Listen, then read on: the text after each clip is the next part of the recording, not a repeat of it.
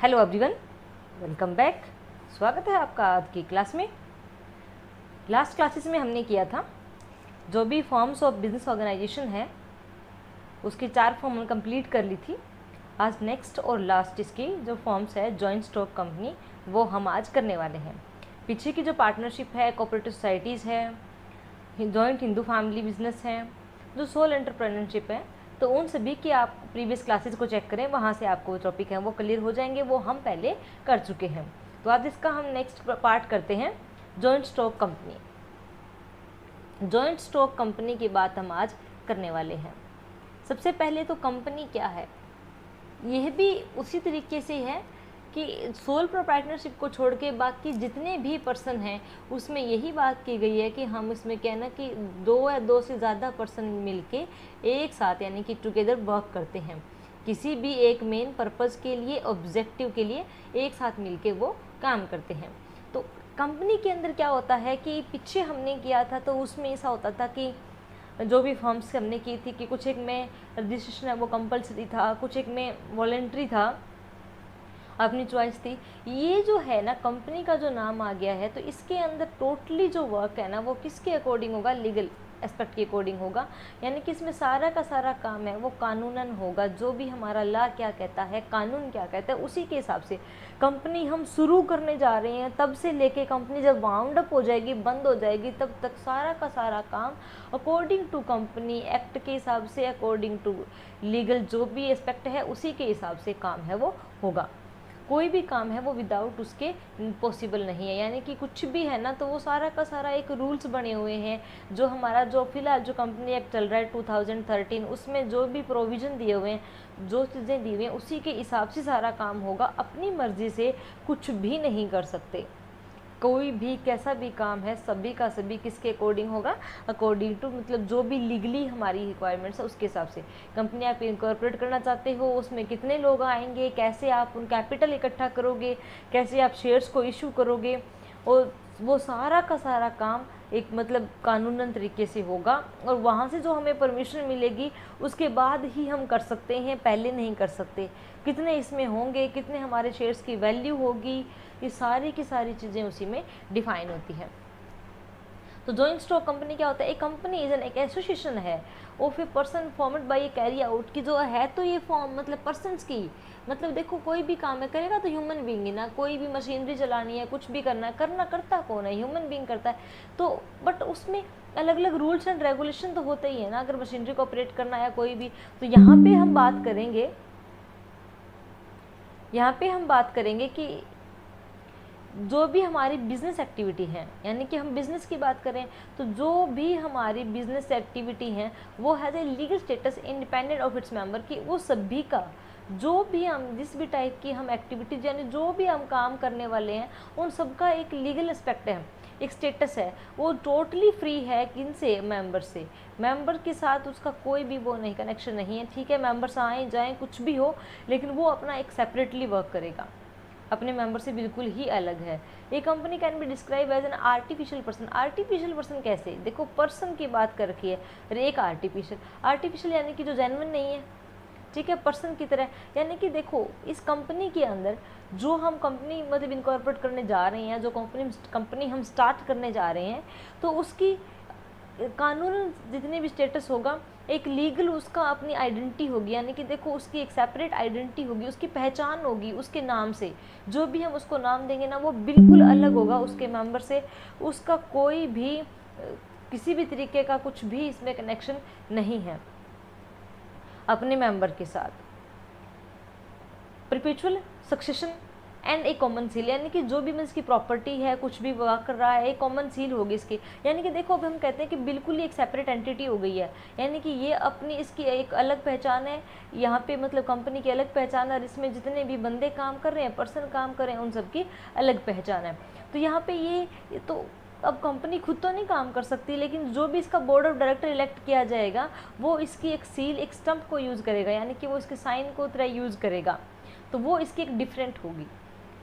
तो इसलिए किसके पास ना सारे के सारे राइट होते हैं जो भी इसमें इसको गवर्न किया गया कंपनी 2013 के अकॉर्डिंग, और as per section 2 and sub section 20 of the act 2013 company means company incorporated under this act और any other previous company law, यानी कि जो भी कंपनी स्टार्ट की गई, अभी हमारा रिसेंट है वो 2013 चल रहा है, या फिर 1956 के अकॉर्डिंग भी जो भी हमारा कोई भी प्रीवियस लॉ था, कंपनी लॉ था, उसके अकॉर्डिंग भी अगर कोई कंपनी स्टार्ट की गई, इनकॉर्पोरेट की गई, तो उसी में भी ये सेम के सेम रूल अप्लाई होते हैं। थोड़ा बहुत चेंजमेंट होता है, वो उसको अपडेट कर लेते हैं, बाकी ये रूल्स में अप्लाई करते हैं। अब इसको आर्टिफिशियल पर्सन क्यों कहा जाता है? क्योंकि आर्टिफिशियल पर्सन इसलिए कहा जाता है कि ये ह्यूमन बीइंग की तरह, जैसे हम लोग हैं, ठीक है, ये हमारी तरह खाती पीती रहती नहीं है, एहसास नहीं करती इन चीज़ों का, लेकिन जिस हिसाब से हमारी आइडेंटिटी है, हमारी पहचान है, उसी हिसाब से इस कंपनी की भी आइडेंटिटी होती है। ये अपने किसी भी काम के लिए, इवन जो मैनेजर हैं उनके ऊपर भी, ठीक है, जो शेयर होल्डर है, मतलब किसी के अगेंस्ट भी ये एक्शन ले सकती है, कोई भी केस फाइल कर सकती है। इस तरह की कोई भी एक्टिविटी, मतलब ये जो लीगली जो भी एक्टिविटी है वो अपने मतलब अपने जो उसके पास लीगल डॉक्यूमेंट्स होते हैं उसके बिहाफ से कर सकती है। बट ये खाती पीती नहीं है, इस तरह की चीज़ें नहीं होती, क्योंकि ये जस्ट एक मतलब इसको एक लॉ के द्वारा, एक एक्ट के द्वारा क्रिएट किया गया है, बनाया गया है, इसीलिए इसको आर्टिफिशियल है वो पर्सन कहा जाता है। यानी कि पर्सन की तरह काम करती है, लेकिन बाकी एक्टिविटी है वो इसकी तरह नहीं करती है। जो इसके शेयर होल्डर होते हैं, शेयर होल्डर कौन होते हैं? शेयर होल्डर वो पर्सन होते हैं जो कंपनी में पैसा लगाते हैं, इन्वेस्ट करते हैं। ये इन्वेस्टर कोई अलग से नहीं होते, ये हम ही में से होते हैं।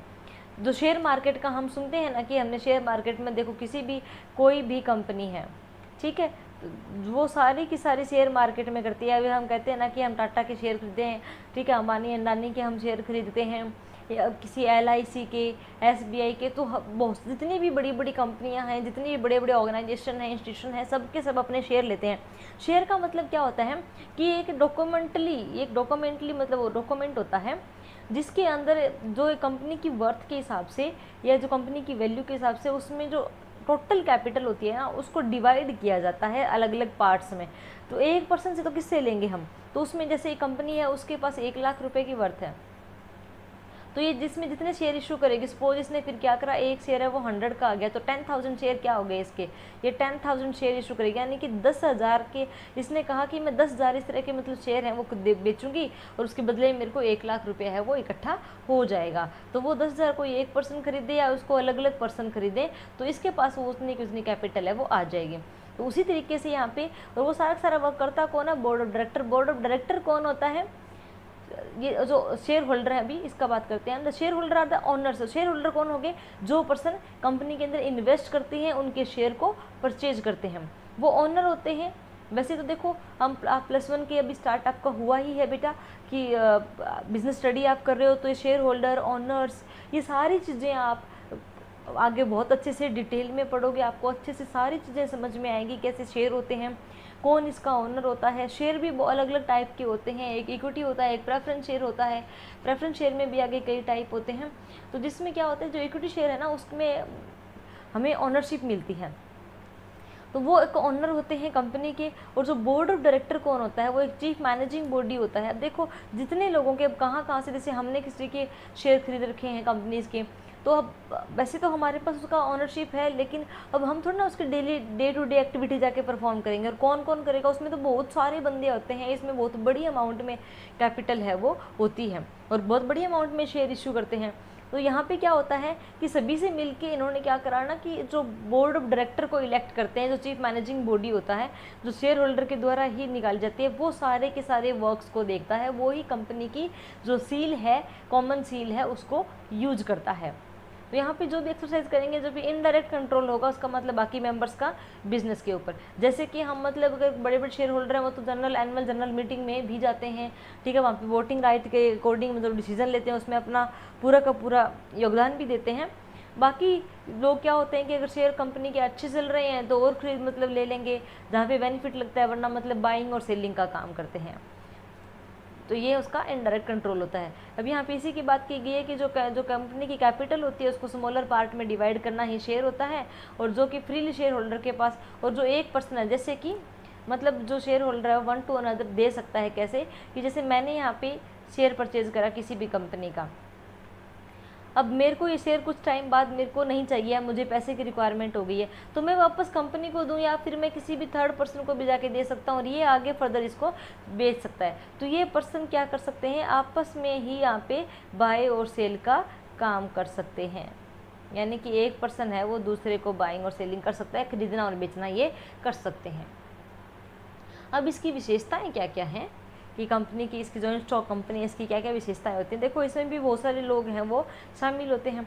अब विशेषताएं इसकी सबसे पहले करते हैं, देखो आर्टिफिशियल पर्सन। जैसे अभी अभी हमने ऊपर किया था कि आर्टिफिशियल पर्सन कौन सा होता है, कि ये कंपनी है वो क्या टोटली किसके द्वारा, यानी कि हर एक चीज़ आप इनकॉर्पोरेट करने जा रहे हो, स्टार्ट कर रहे हो, तब से लेके हर एक चीज़ जब तक मतलब इंडिपेंडेंट होगी अपने मेंबर से, सबके पूरा का पूरा भी इसको ला के द्वारा क्रिएट किया जाएगा।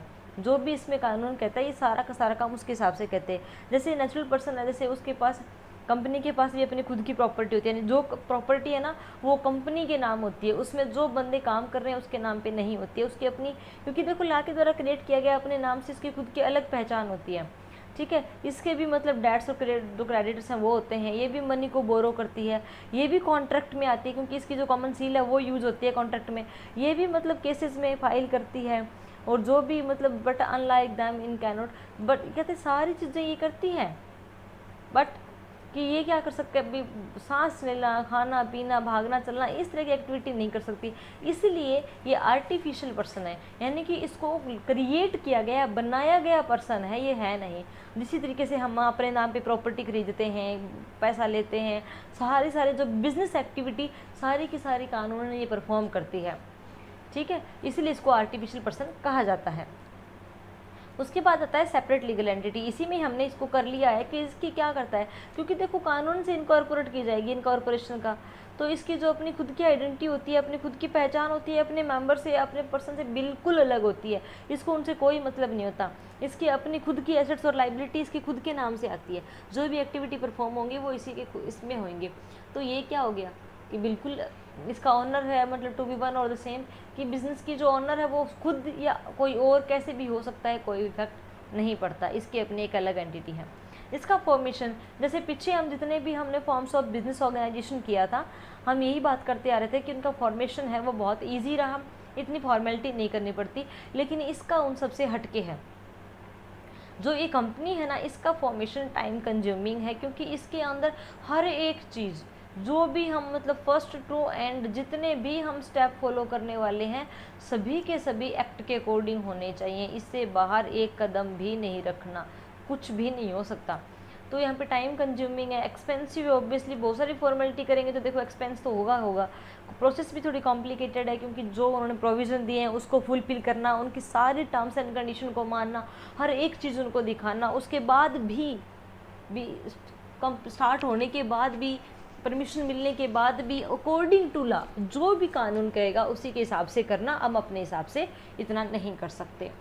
तो इसके अलग अलग डॉक्यूमेंट्स होते हैं, उन सारे के सारे डॉक्यूमेंट्स को, जो भी कंप्लाइंस है, जो भी लीगल फॉर्मेलिटी है, रिक्वायरमेंट है, सारी की सारी इसमें कंपनी स्टार्ट होने से पहले ही शुरू हो जाती हैं और वो एंड तक चलती हैं।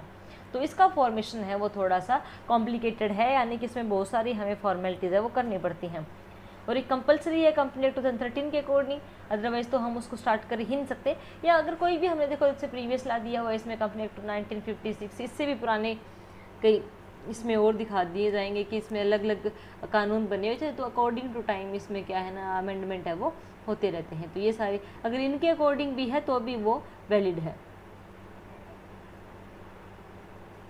और ये इस तरह कंपनी मतलब कोई भी मतलब कॉर्पोरेट की गई तो वो सारे के सारे इसी के लिस्ट ऑफ कंपनी के अंडर आता है।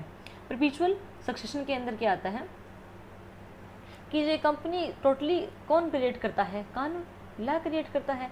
तो ये मतलब can be brought to an end only by law. देखो अगर शुरू कानून ने किया है, स्टार्ट अगर हम एक्ट के अकॉर्डिंग और लॉ के अकॉर्डिंग कर रहे हैं तो उसका एंडिंग भी लॉ के अकॉर्डिंग होगा। कोई अपनी मर्जी से नहीं कर सकता। इसका क्लोज स्टार्ट हुआ है तो इसका क्लोज भी उसी हिसाब से, उसी फॉर्मेलिटी से, उसी लीगल मतलब फॉर्मेशन से होगा।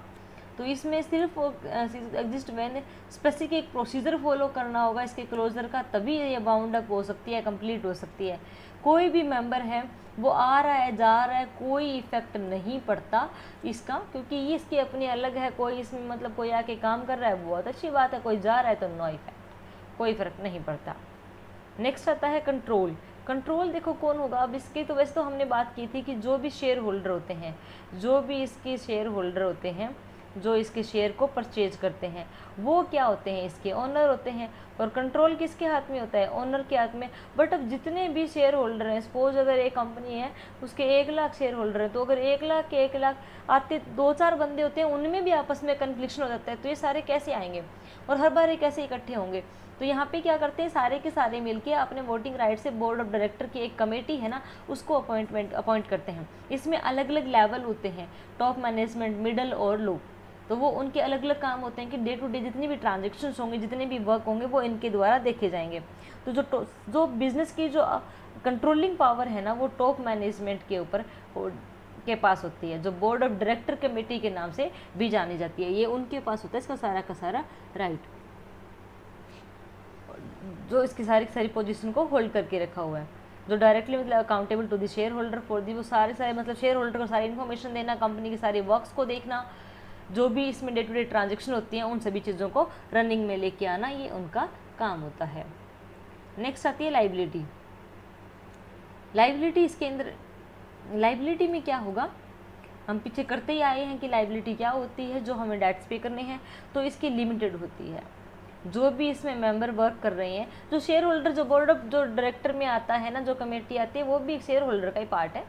तो यहाँ पे उनकी सभी की मतलब जो है लिमिटेड है, जितना हमने कंट्रीब्यूट किया सिर्फ उतनी के लिए लायबल है, बाकी पर्सनल प्रॉपर्टीज़ के अंदर सेफ है, उसमें कोई भी सेटलमेंट है वो नहीं की जाएगी। यहाँ से कंपनी के जो भी एसेट्स है ना, उन्हीं को बेच के, क्योंकि यहाँ पे कंपनी ने खुद ने क्या करी है, बाय कर रखी है एसेट्स, उसके खुद के पास प्रॉपर्टी है, तो जितने भी डेट्स को करना होगा तो यहाँ से क्लियर किया जाएगा। कंपनी की जो भी एसेट्स है ना, उनको सेल आउट किया जाएगा, और जो भी क्लेम होगा वो पे करेगी कंपनी। इसके मेंबर्स के कुछ भी उतने ही हैं, ये उतना ही कंट्रीब्यूट जिन्होंने कैपिटल में कर रखा है, सिर्फ उसी के लिए लायबल है, बाकी नहीं है। जो शेयर होल्डर को जो डिविडेंड वगैरह वगैरह अगर लॉस हो जाए तो वो नहीं पे किया जाता, सिर्फ अपना यही इनके ऊपर आता है। नेक्स्ट आता है कॉमन सील। कॉमन सील के अंदर क्या होता है, इसकी एक, क्योंकि आर्टिफिशियल पर्सन है, यानी कि खुद तो काम कर ही नहीं सकती। अब ऐसा तो नहीं है कि हमने एक लीगल आइडेंटिटी बना दी है, डॉक्यूमेंट है, तो डॉक्यूमेंट खुद से तो नहीं कोई साइन होगा, खुद से तो नहीं चलता। तो यहाँ पे क्या होगा कि इसका अपना इसका नाम है, लेकिन वो नाम अब जब तक इसकी स्टैंप, इसके साइन नहीं हो जाएंगे तब तक वो काम नहीं होएगा। तो साइन कौन करेगा, इसकी कॉमन सील है, जो भी एक बोर्ड ऑफ डायरेक्टर की जो कमेटी होती है वो इसको यूज़ करते हैं इन साइन को। तो वो भी जो भी रिक्वायरमेंट्स होती हैं उन सभी को क्या करते हैं, पूरा करते हैं। उनके ऑफिशियल सिग्नेचर के रूप में ये कॉमन सील ही काम करती है। अगर ये है तो उसको हम वैलिड मानेंगे, अदरवाइज उसको वैलिड है वो नहीं होगा। कोई भी मतलब डॉक्यूमेंट है वो कैरी किया जाएगा कॉमन सील के बाद ही, अदरवाइज नहीं। रिस्क बियरिंग, रिस्क बियरिंग क्या है, रिस्क ऑफ जो भी लॉस होगा तो company is bond by all the share holder. तो यहाँ पे जो भी रिस्क की कवर है, तो जितनी जितनी उन्होंने कैपिटल लगाई है तो उनको क्या होगा, डिविडेंड नहीं मिलेगा। जो जितनी कैपिटल लगाई है उतने के लिए तो लाइबल है ही, तो सारा कौन किसके द्वारा, शेयर होल्डर के द्वारा लिया जाएगा। जो सोल प्रोप्राइटर और पार्टनरशिप फर्म के हैं, वेयर वन और few person respectively bear the loss, तो यहाँ पे जो फाइनेंशियल डिफिकल्टी आती है तो सारे के सारे शेयर होल्डर हैं वो सभी अपना कंट्रीब्यूट है वो करते हैं एज ए शेयर की फॉर्म में किसी तरीके से। तो यहाँ पे जो रिस्क होता है, जैसे हम बात करते हैं ना कि हमने किसी कंपनी के शेयर परचेज कर रखे हैं और उस कंपनी को क्या हो गया, लॉस हो गया, तो उसका इफेक्ट क्या पड़ता है, उसके शेयर्स की वैल्यू क्या हो गई है, वैल्यू डाउन हो गई। शेयर्स की वैल्यू डाउन होगी, हमने वो शेयर किसी दिन परचेज किया था, उस दिन उसकी वैल्यू 100 रुपीज़ थी, आज उसको घाटा हो गया, उसके शेयर्स की वैल्यू 90 रह गई है। तो ये जो 10 रुपये का लॉस है वो किसने बियर किया, शेयर होल्डर ने, हर एक शेयर होल्डर ने इसको बियर किया। तो ये चीज़ क्या हो गई है, तो सारा का सारा जो रिस्क है वो कहाँ स्प्रेड हो गया, शेयर होल्डर में, तो किसी एक के ऊपर नहीं आया। तो ये सारी की सारी इसके फीचर्स थे। अब इसके हम करते हैं मेरिट्स, क्या फ़ायदे हैं इसके। इतना मतलब कानून की बात हो रही है, इतना एक्ट की बात हो रही है कि उसके बगैर हम कुछ भी नहीं कर सकते। तो इसके क्या कोई कुछ फ़ायदे हैं कि नहीं है, क्या मेरिट्स हैं इसके, क्या एडवांटेजेस हैं। तो वही हम करते हैं कि इसके एडवांटेजेस क्या हैं। सबसे पहली बात क्या है, लायबिलिटी लिमिटेड है शेयर होल्डर के ऊपर, उनकी पर्सनल एसेट तक बात नहीं आती। जितना उन्होंने कंट्रीब्यूट कर रखा है सिर्फ उतना ही, जो हेल्ड कर रखा है, जो शेयर हमने परचेज कर रखे हैं, हम उतने के लिए लायबल हैं। अब हमने किसी कंपनी के शेयर 10 शेयर परचेज कर रखे हैं, तो अब वो हम सिर्फ, हमारे पास अगर नुकसान भी होगा, अगर 10 शेयर हमने 10,000 के 10,000 के खरीदे हैं, तो सिर्फ इतने के लिए यही लायबिलिटी है अपनी, जो हमने कंट्रीब्यूट कर रखा है। इसके अलावा अपने पास से आके कोई नहीं मांगेगा कि भी कंपनी के एसेट्स को वो करने हैं या कंपनी की लायबिलिटीज़ को पे करना है। तो सिर्फ जो अगर नुकसान भी होता है तो कंपनी अपनी खुद की पर्सनल एसेट्स को बेच के या उनसे सेटलमेंट करेगी अपने डेट्स को, ठीक है। अपने मतलब जो भी इसमें पर्सन काम करते हैं उनकी पर्सनल प्रॉपर्टी है वो उनके पास होती है। ट्रांसफ़र ऑफ इंटरेस्ट, इसके अंदर क्या होता है कि इसमें जो investing in company as share and public limited company can be sold in the market and such that easily converted into cash और इन कैश। कि यहाँ पे क्या होता है, सेम वही बात है कि यहाँ पे हमने किसी कंपनी के शेयर परचेज कर रखे थे, ये हमारे पास शेयर्स हैं, अभी हमें को पैसे की ज़रूरत है, रिक्वायरमेंट है, तो हमें किसी भी मतलब मार्केट के अंदर इनकी बाइंग और सेलिंग होती है। जैसे बाकी सामान होता है ना, वैसे इन्हीं की भी बाइंग और सेलिंग होती है। तो ईजिली मार्केट में ख़रीदा और बेचा जा सकता है। जो मनी है, जो कैश है, उसको भी शेयर में कन्वर्ट करवाया जा सकता है और शेयर को भी मनी में कन्वर्ट करवाया जा सकता है। मार्केट में ईजिली हमें ये चीज़ें देखने को मिल जाएंगी, तो ये बड़ा आसान रहता है। परपेचुअल एग्जिस्टेंस, यहाँ पे कि कोई इफेक्ट नहीं पड़ता अगर कंपनी के अंदर कोई पर्सन काम कर रहा है, वो रिटायर हो गया है, ठीक है, रिसाइनेशन हो गया, कुछ भी इंसॉल्वेंट हो गया हो, इंसेंटिव हो गया हो, तो इसको कोई फ़र्क नहीं पड़ता, क्योंकि ये अपनी एक उसकी अलग पहचान है, एक अलग नाम है। इसमें जो भी बंदे आ रहे हैं काम करने के लिए, सही है, अगर इनमें से किसी को कुछ होता है या सभी को भी होता है तो इसमें नए बंदे इन्वॉल्व हो जाएंगे या कुछ भी, ये कंपनी चलती रहेगी, इसको कोई भी इफेक्ट है वो नहीं पड़ेगा, ये अपना काम कंटिन्यू करेगी। स्कोप फॉर एक्सपेंशन में क्या आता है कि जिस हिसाब से अगर आप सोल प्रोप्राइटर से कंपैरिजन करें, आप पार्टनरशिप से आप कंपैरिजन करें, तो इसके अंदर क्या है कि लार्ज फाइनेंशियल रिसोर्सेज है, उसमें हमारे पास ये चीज़ सबसे बड़ी प्रॉब्लम आ रही थी कि हमारे पास रिसोर्सेज क्या थे, लिमिटेड थे, लिमिटेड रिसोर्सेज थे। यहाँ पे क्या है कि वो बहुत सारे शेयर होल्डर में बच जाता है, तो यही चीज़ यहाँ पे अनलिमिटेड हो जाती है। यानी कि अनलिमिटेड तो इन द सेंस कि बहुत लार्ज अमाउंट में, बहुत बड़ी, तो यहाँ पे बहुत सारे शेयर होल्डर होते हैं और बहुत सारे और लोगों को भी अट्रैक्ट करते हैं कि हमारे शेयर परचेज करो, आपको जो बेनिफिट होगा और बेनिफिट होगा। तो यहाँ पे जो फाइनेंशियल प्रॉब्लम है ना कहीं वो कंपनी को इतनी फेस नहीं करनी पड़ती, ये पब्लिक को अट्रैक्ट करती है कि वो अपने शेयर को परचेज करें और इनकी इसमें फ़ंड को इन्वेस्ट करें। तो इनके जो फंड की जो कैपिटल की रिक्वायरमेंट है वो क्या होती रहे, टाइम टू टाइम पूरी होती रहे, तो इसको इनका बेनिफिट है वो मिल जाता है। तो यहाँ पे जो एक्सपेंशन का स्कोप है वो हायर रहता है, क्योंकि फंड की कमी नहीं है, हम उसको ये काम को और बढ़ाना चाहें तो ईजिली बढ़ा सकते हैं। नेक्स्ट है प्रोफेशनल मैनेजमेंट। अब देखो यहाँ पे है ना, ऐसा नहीं होता कि या जो पीछे जितनी भी हम फॉर्म्स करके आए थे ना, उसमें तो क्या था, अपनी एक म्यूचुअल अंडरस्टैंडिंग थी, उसी ने सबसे मिलके क्या कर रहा है, एक मतलब पर्सन को दे दिया, क्योंकि उनके पास फंड क्या था, लिमिटेड था, तो वो उनकी हाई सैलरी या इस तरह की चीज़ें हैं वो नहीं पूरी कर सकते। लेकिन यहाँ पे इस तरह की कोई भी प्रॉब्लम नहीं है, तो यहाँ पे पूरा का पूरा जो एक्सपर्ट है ना, उनकी एक्सपर्टाइज का बेनिफिट लिया जाता है। तो क्योंकि हम इसमें अफोर्ड कर सकते हैं कि उनको हाई सैलरी दें, तो उनकी जो स्पेशलिटीज़ है ना, उनसे आप उसको पूरा का पूरा बेनिफिट ले सकते हैं। तो यहाँ पे जो मैनेजमेंट होती है वो प्रोफेशनल होती है, उनको मतलब स्पेसिफिक अलग अलग एरिया की नॉलेज होती है, एक्सपर्ट होती है। तो जो भी कंपनी के अंदर वर्क्स या ऑपरेशन परफॉर्म किए जाएंगे तो उसको अच्छे से देख सकते हैं। उनको सबको अलग अलग डिपार्टमेंट दिया जाता है, जो जिसमें एक्सपर्ट होता है वो उसी को हैंडल करता है, ताकि अच्छे से प्रॉपरली पूरी एफिशिएंसी से वर्क है वो होता रहे, कंपनी जितने भी फंक्शन परफॉर्म करे उसमें उसको बेनिफिट रहे। इतने सारे फ़ायदे बात करिए हमने, तो कुछ एक इसके डिसएडवांटेज भी होंगे, नुकसान भी होंगे इसके। तो इसमें नुकसान क्या क्या हैं, कॉम्प्लेक्सिटी एंड इन्फॉर्मेशन की, इसके अंदर जो इसका कंपनी का जो फॉर्मेशन है ना, वो सारा का सारा एक्ट के अकॉर्डिंग होता है, तो बहुत सारे इसमें अपने को रूल्स और रेगुलेशन मानने पड़ते हैं, और जो प्रोविज़न में दिया हुआ है हम उसी के अकॉर्डिंग काम कर सकते हैं, और टाइम भी बहुत लगता है, एफर्ट्स भी बहुत लगते हैं, हमें नॉलेज भी पूरी होनी चाहिए, लीगल रिक्वायरमेंट भी पूरी होनी चाहिए। तो ये जो प्रोसीजर है ना, ये थोड़ा सा इसमें कॉम्प्लेक्स है, तो जिससे डिफिकल्ट हो जाता है। लैक ऑफ सीक्रेसी, क्योंकि यहाँ पे जो भी शेयर खरीद रहा है कंपनी का, वो क्या हो रहा है, उसके पास ऑनरशिप आ रही है, तो जो और इनको टाइम टू टाइम क्या करना पड़ता है, अपनी इन्फॉर्मेशन को ऑफिस ऑफ रजिस्ट्रार को भी देनी पड़ती है, और कंपनी में मतलब जो कंपनी है ना, इसको पब्लिक में भी डिस्क्लोज करना पड़ता है। डिस्क्लोज क्यों करना पड़ता है? क्योंकि ये चाहते हैं कि हमारी कंपनी में नए इन्वेस्टर आएँ। तो इन्वेस्टर कब आएंगे? जब उनको लगेगा कि हाई रिटर्न मिल रहा है। जब उनको हाई रिटर्न मिलेगा, या इस वो कैसे पता चलेगा? कंपनी की अर्निंग से, कि कंपनी के पास कितना कंपनी अर्न कर रही है, तो उसी के हिसाब से पता चलता है कंपनी कितना ग्रोथ कर रही है। तो इनको कहीं ना कहीं चीज़ों को मेंटेन रखने के लिए अपनी सीक्रेसी इतनी नहीं रहती इसमें, क्योंकि डिस्क्लोज करनी पड़ती है इन्फॉर्मेशन को। नेक्स्ट आता है इम्पर्सनल वर्क इन्वायरमेंट। यहाँ पे क्या है, जो प्रॉब्लम आती है कि जो इसकी ऑनरशिप है ना वो अलग है, ठीक है, पर्सन है वो अलग है, और मैनेजमेंट है वो अलग है। तो हर एक सिचुएशन में तो lack of effort as well, कि कई बार क्या होता है ना कि पर्सनली बंदा जब अपने को लगता है, बाकी जितनी फर्म्स कर रहे थे कहीं ना कहीं उनको अपने को डायरेक्टली बेनिफिट मिल रहा था कि ठीक है अगर इसमें इतना हम काम करें तो हमें इतना बेनिफिट होगा, लेकिन यहाँ पे ऐसा नहीं होता, ठीक है। तो यहाँ पे पर्सन्स है ना, जो इसमें काम करने वाले मेंबर हैं, वो इतने एफर्ट्स कई बार नहीं लेते कि ठीक है इतना मतलब इतना इसमें नहीं दिखाते अपना कॉन्फिडेंस कि वो अपना इतना हार्डवर्क करें, अच्छे से काम करें, ताकि उसको और अच्छा इंसेंटिव्स मिले, और चीज़ें मिले। इंसेंटिव मिलते हैं लेकिन ये बहुत ज़्यादा उसके ऊपर अपने आप को नहीं देखते। कई बार जो उनको लगता है कि इसमें बहुत सारा एफर्ट्स की ज़रूरत है, तो उनको ये इग्नोर भी कर देते हैं, जो कि डिफ़िकल्ट बन जाती है for the owner and the top management में भी, कि उनके पर्सनल कॉन्ट्रैक्ट अपने एम्प्लॉय साथ कैसे बना करेंगे, क्योंकि बहुत बड़े लेवल पे चीज़ें हैं वो होती हैं, या वर्क होता है, एम्प्लॉयज़ होते हैं। न्यूमेरियस रेगुलेशन, इसके अंदर फंक्शनिंग क्या है कि सब्जेक्ट टू मेनी को बहुत सारे लीगल प्रोविजंस हैं वो पूरे करने पड़ते हैं, और वो कंपल्सन है कि आपको इनको मानना ही मानना है, इसको श्योरिटी से, कि आप इसको श्योर हो कि जो चीज़ें दी हुई हैं उसे आपको फॉलो करना ही पड़ेगा।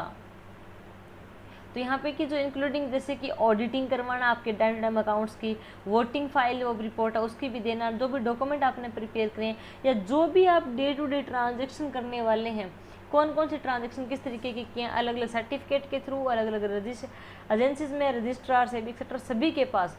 तो ये फ्रीडम ऑफ ऑपरेशन, यानी कि अगर हम कोई भी नया काम कर रहे हैं तो हमें बाई एक्ट और कानून में देखना पड़ेगा कि ये हम फॉलो कर सकते हैं कि नहीं, ये हमारे इसमें प्रोविज़न में है कि नहीं। तो इसमें पैसा, मनी और टाइम सब कुछ बड़ा खर्च होता है। डिले इन डिसीजन मेकिंग, देखो इसमें जो भी मैनेजमेंट है ना वो डेमोक्रेटिकली, यानी कि भाई वोटिंग चूज की जाती है, जो भी बोर्ड ऑफ डायरेक्टर होगा, तो सारा जो टॉप मैनेजमेंट है उसी में आता है, एक मिडल हो गया, एक लोअर हो गया। तो यहाँ पे जो भी किसी चीज़ के ऊपर अप्रूवल लेना होगा तो सारी पब्लिक तो ना आए, लेकिन जो भी हमारे मिडिल मैनेजमेंट में जो भी डिपार्टमेंट के मैनेजर्स हैं वो सारे के सारे, जो लोअर लेवल की जो मैनेजमेंट है वो भी आएगी, तो सभी आएंगे, इकट्ठे होंगे, फिर इनकी एनुअल जनरल मीटिंग होगी, उसके बाद ये कोई और डिसीजन लेंगे। तो इसके डिसीजन में बड़ी डिले हो जाती है कि सारे किसी पॉइंट पे एग्री हों और उसके बाद उसको आगे फर्दर फॉलो किया जाए। नेक्स्ट है ओलिगारिक मैनेजमेंट। इसके अंदर क्या होता है कि एक कंपनी, इसमें डेमोक्रेटिक इंस्टीट्यूशन है जहाँ पे बोर्ड ऑफ डायरेक्टर है, उसको रिप्रेजेंट, वो किसके, जो बोर्ड ऑफ डायरेक्टर है वो भी कौन है, शेयर होल्डर के द्वारा ही चूज किए हैं। तो ये क्या होते हैं, रिप्रेजेंटेटिव होते हैं शेयर होल्डर के भी, जो ऑनर्स हैं उनको ये रिप्रेजेंट कर रहे हैं, सबको, सबके बिहाफ पे काम कर रहे हैं। तो यहाँ पे जो भी बड़े बड़े ऑर्गेनाइजेशन हैं, ठीक है, तो उनके पास बहुत सारे मतलब शेयर होल्डर्स होते हैं, तो उनका जो minimum influence in the term of controlling and running the business. तो यहाँ पे शेयर होल्डर है ना separate all over the country, वो हर एक जगह फैले हुए हैं, हर एक जगह पे हैं वो, उनको तो कैसे इकट्ठा किया जाए, और फिर उनको कोई भी बात नया चीज़ें फॉलो करनी है तो उन सभी को कैसे इन्फॉर्मेशन दी जाए।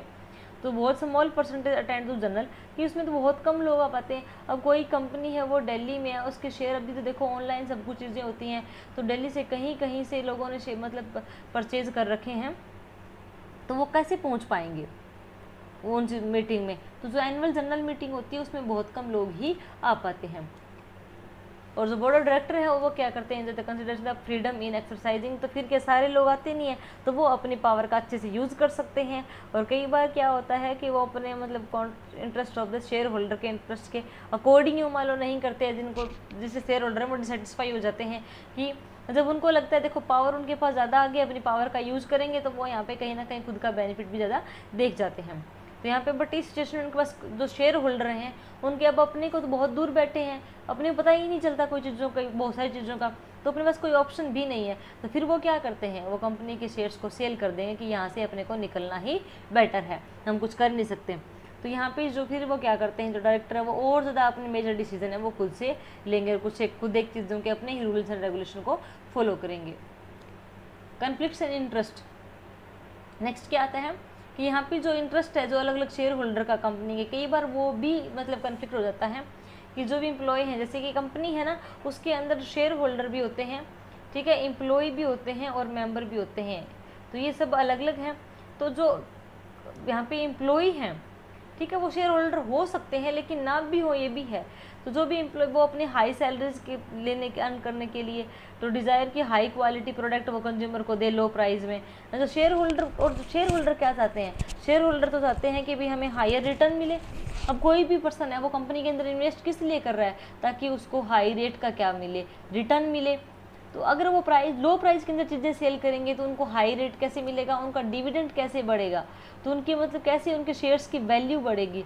तो इसलिए आपस में कन्फ्लिक्ट हो जाते हैं कि आप इसको हाई वैल्यू पे परचेज सेल करें, और जो एम्प्लॉय कहते हैं कि हमें अपनी इसकी सेल बढ़ानी है तो उसके प्राइस हमें डाउन रखने होंगे। तो यहाँ पे मतलब कहीं ना कहीं कन्फ्लिक्ट्स और लड़ाई झगड़े वाली नौबत भी आ जाती है। फिर इसके शेयर्स को सेल किया जाता है, ज़्यादा सेल मार्केट में सेल किए जाएंगे शेयर्स को तो उसकी वैल्यू कहीं ना कहीं डाउन होगी। तो ये सारे के सारे इसके मेरिट्स और डिमेरिट्स थे जो आज हमने किए। अब इसका जो नेक्स्ट टॉपिक है वो हम नेक्स्ट क्लास में करेंगे। थोड़ा सा क्विकली हम एक बार रिवीजन ले लेते हैं कि क्या क्या चीज़ें आज हमने कवर करी हैं इसके अंदर। जॉइंट स्टॉक कंपनी सबसे पहले होती कौन सी है, कंपनी जो मतलब टोटली कैरी की जाएगी, या टोटली जो कंपनी होती है वो according to act according to law यहाँ पे इनकॉर्पोरेट की जाती है, जिसमें एक आर्टिफिशियल पर्सन की तरह इसकी अपनी एक सेपरेट लीगल एंटिटी होती है। ये इसकी कॉमन सील होती है जो इसके बिहाफ पे वर्क करती है। ये अपनी इसके खुद के नाम से प्रॉपर्टी एसेट्स वगैरह वगैरह होती हैं, और इसको जो मैनेज करेंगे, जो हैंडल आउट करते हैं, तो वो शेयर होल्डर में से जो इलेक्ट किए जाते हैं बोर्ड ऑफ डायरेक्टर, मैनेजर्स। 3 तरह की मैनेजमेंट होती है इसमें, टॉप, मिडिल और लो। तो टॉप मैनेजमेंट का काम होता है हर एक एक्टिविटी को देखना और चेक करना। फीचर्स क्या है, आर्टिफिशियल पर्सन है क्योंकि इसमें सारे अधिकार हैं इसके पास, खुद की प्रॉपर्टी है, खुद की पहचान है, जैसे बाकी पर्सन करते हैं वैसे मतलब लोन को बोरो करना, देना, कॉन्ट्रैक्ट में आना, कोई केस फाइल करना, हर तरह की एक्टिविटी कर सकती है। लेकिन आर्टिफिशियल पर्सन इसीलिए है क्योंकि इसको लॉ के द्वारा क्रिएशन किया गया है, बनाया गया है, नेचुरल ह्यूमन बीइंग की तरह खाना पीना सोना नहीं करती। इसकी सेपरेट लीगल एंटिटी है, इसको कानून एक अलग पहचान दी गई है, अपनी एक अलग चीज़ें हैं जो अपने नाम पे चीज़ों को खरीदे और बेच सकती हैं। तो इसकी जो भी एसेट्स और लायबिलिटी इसके अंदर होंगी वो सारी इसी के कंपनी के ही नाम से होंगे। फॉर्मेशन थोड़ा सा कॉम्प्लिकेशन है, टाइम कंज्यूमिंग है क्योंकि इसमें बहुत सारी लीगल फॉर्मेलिटीज़ हैं वो पूरी करनी पड़ती हैं, अकॉर्डिंग टू एक्ट सारा काम करना पड़ता है, अपनी मनमर्जी से नहीं कर सकते। परपेचुअल सक्सेशन के अंदर क्या आता है, एक लॉ के द्वारा क्रिएट की जाती है, इसके अंदर मतलब एक स्पेसिफिक प्रोसीजर है इसका, यानी कि अगर जैसे शुरू की गई है एक मतलब ख़त्म भी उसी तरीके से होगी, अपनी मर्जी से नहीं कर सकते। कंट्रोल टॉप मैनेजमेंट के पास होता है, जो बोर्ड ऑफ डायरेक्टर की जो एक कमेटी है जो इलेक्ट की गई है, सारा कंट्रोल है वो उन्हीं के पास में होता है, क्योंकि डे टू डे जो ट्रांजेक्शन्स हैं या ऑपरेशंस हैं वो इन्हीं के द्वारा देखी जाती है। लाइबिलिटी, इसके जो शेयर होल्डर हैं उनकी लाइबिलिटी लिमिटेड होती है, क्योंकि जितना उन्होंने कंट्रीब्यूट अपने कैपिटल में कर रखा है वो सिर्फ उतने के लिए ही लायबल है, जो भी अगर कोई इनको लॉस वगैरह होता है तो। कॉमन सील, कंपनी खुद आर्टिफिशियल पर्सन है, खुद कोई एक्टिविटी खुद से नहीं कर सकती, इसलिए अपनी इसकी एक कॉमन सील होती है, एक स्टैम्प साइन होता है जो बोर्ड ऑफ डायरेक्टर के द्वारा किसी के एक पर्सन के पास इसका राइट होता है कि वो इसको यूज़ करे, वही इसका साइन के रूप में, वही इसके अप्रूवल के रूप में काम करता है। विदाउट इसके इसका कोई भी डॉक्यूमेंट अप्रूव नहीं होता। रिस्क बियरिंग, यहाँ पे रिस्क सभी शेयर होल्डर मिलकर ही बियर करते हैं कि उन्होंने कंपनी में इन्वेस्ट कर रखा है, कंपनी को कोई लॉस हो गया, कोई मिसहैपनिंग हो गया तो उन सभी के शेयर्स की वैल्यू डाउन हो गई, इन सभी में सेपरेट बांट दिया जाता है, किसी एक के ऊपर बर्डन नहीं आता। इसके फायदे क्या क्या हैं, मेरिट्स क्या क्या हैं, जो भी मेंबर हैं उनकी लाइबिलिटी लिमिटेड है, यानी कि उनकी पर्सनल एसेट्स है वो बिल्कुल सेफ है, अपने जो इंटरेस्ट उसको ट्रांसफर कर सकते हैं, यानी कि दूसरे को एक बंदा मतलब परचेज कर रहा है तो अपने मार्केट में दूसरे को सेल कर सकता है डायरेक्टली, किसी और को बीच में या कंपनी को वापस देने की या लेने की जरूरत है वो नहीं पड़ती। परपेचुअल एग्जिस्टेंस के अंदर क्या होता है कि कोई पर्सन मर रहा है, रिटायरमेंट है या कुछ भी हैपनिंग होती है मेंबर्स के साथ, उसका कंपनी के ऊपर या कंपनी के शेयर के ऊपर कोई इफेक्ट नहीं पड़ेगा, ये कंटिन्यू वैसे ही चलेगी जैसे ही चल रही थी, चाहे सारे बंदे मर जाएं, लेकिन इसकी क्योंकि खुद की एक अलग पहचान है तो ये अपना काम खुद से उस हिसाब से करती है। एक्सपेंशन का स्कोप इसके अंदर ज़्यादा होता है क्योंकि हमें पीछे जैसे भी जितनी भी फॉर्म्स हमने की तो वहाँ पे रिसोर्सेज की कमी रही थी, कहीं ना कहीं लिमिटेड था, लेकिन यहाँ पे तो बहुत लार्ज अमाउंट में होता है, बहुत स्प्रेडली चीज़ें फैली होती हैं, तो हमारे पास फाइनेंस भी अच्छा होता है, तो कंपनी ग्रोथ करना, एक्सपेंड करना उसके लिए बहुत ईजी रहता है और ज़्यादा इसमें चांसेस हैं कि वो अपना और लेवल को बढ़ाती जाए। प्रोफेशनल मैनेजमेंट होती है इसके अंदर, क्योंकि यहाँ पे फंड की प्रॉब्लम नहीं है, तो हाई सैलरीड की एक्सपर्ट लोग भी अफोर्ड कर सकती है। तो यहाँ पे पूरी एक एक्सपर्टाइज का बेनिफिट लेते हैं, जो जिस फील्ड में होते हैं उसको उसी तरीके का काम सौंपा जाता है। अब यहाँ पे इसकी लिमिटेशन करते हैं। इसका जो फॉर्मेशन है वो बहुत ही कॉम्प्लिकेटेड है, यानी कि बहुत सारी लीगल फॉर्मेलिटीज़ हैं, खुद भी हम अपनी मर्जी से नहीं कर सकते।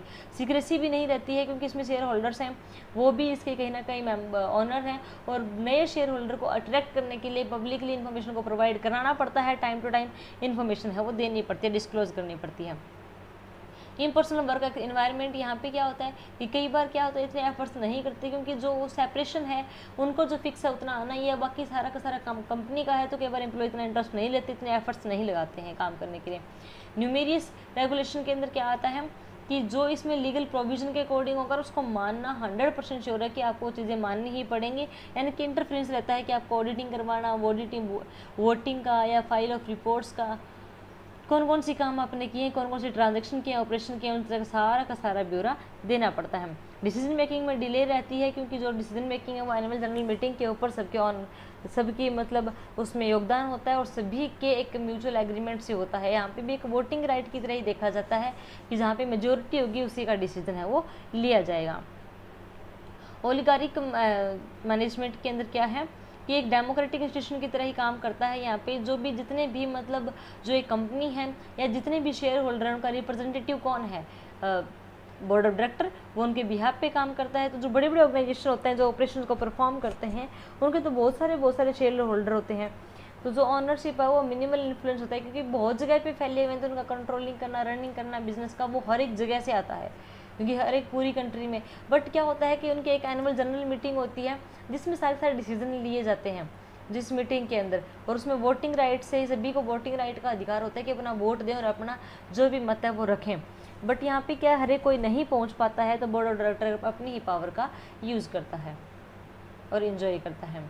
कन्फ्लिक्शन इन इंटरेस्ट की कई बार क्या होता है कि जो मेंबर हैं अगर वो शेयर होल्डर नहीं है तो वो अपनी हाई सैलरी जनरेट करने के लिए वो क्या लो प्राइस में चीज़ें सेल आउट करेंगे, लेकिन शेयर होल्डर कहते हैं कि उनको हाई प्राइस में सेल करो ताकि हमारा डिविडेंड बढ़े, हमें ज़्यादा इनकम हो, तो आपस में कन्फ्लिक्शन भी हो जाते हैं।